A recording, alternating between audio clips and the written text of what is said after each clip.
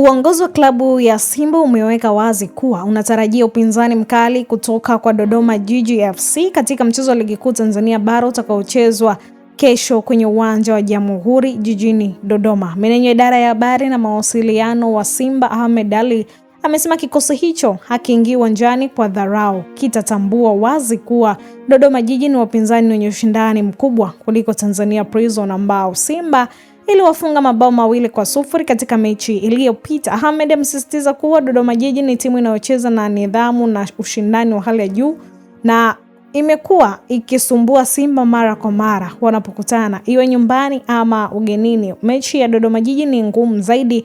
Kama kuna aliyeona ushindani tuloupata dhidi ya Prison ulikuwa mkubwa, basi uje wa Dodoma Jiji utakuwa mkubwa zaidi. Ukiangalia ubora na timu hizi mbili, Dodoma wako juu, amesema Ahmed. Ameongeza kuwa rekodi ya msimu mitatu iliyopita zinaonyesha wazi ugumu wa wapinzani huyo, kwani mara nyingi Simba imekuwa ikipata ushindi mwembamba wanapokutana, hali inayoonyesha uimara wa Dodoma Jiji. Sisi wenyewe tumekutwa tukifungwa na Dodoma Jiji kwa tabu sana, mara nyingi ushinda bao 1-0 kwa msimu kadha. Hii si bahati mbaya, ni matokeo ya ubora wao. Ameyasisitiza hayo Ahmed Ally amegusia changamoto ya uchezaji ugenini katika uwanja wa Jamhuri, akieleza kuwa sapoti ya mashabiki wa nyumbani inaweza kuongeza pressure na wachezaji wa Simba. Hata hivyo, umeweka bayana kuwa malengo yao ni kuondoka na pointi 3 muhimu. Simba inaingia mchezoni huo ikiwa na dhamira ya kuendelea kujiweka katika nafasi nzuri